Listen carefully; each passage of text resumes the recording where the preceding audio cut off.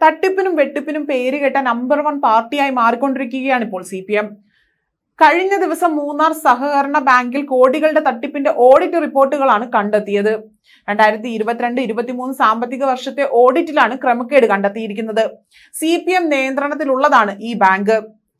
Maxi Munnar എന്ന company രൂപീകരിച്ച് 12.25 കോടി രൂപയുടെ ക്രമക്കേടാണ് നടത്തിയിരിക്കുന്നത്.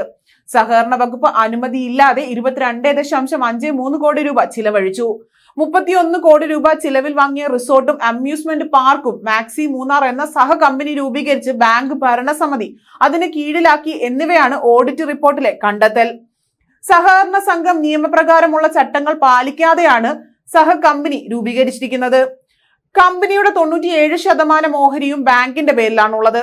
3% ഓഹരി CPM നേതാക്കളും മുൻ സെക്രട്ടറിയും ചേർന്ന് സ്വന്തമാക്കി.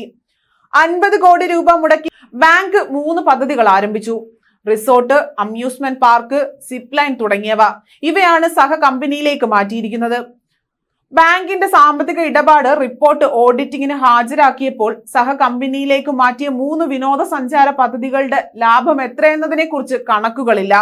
ജോയിന്റ് രജിസ്ട്രാറുടെ അനുമതിയില്ലാതെ അധികം പണം നൽകിയാണ് റിസോർട്ട് വാങ്ങിയത്.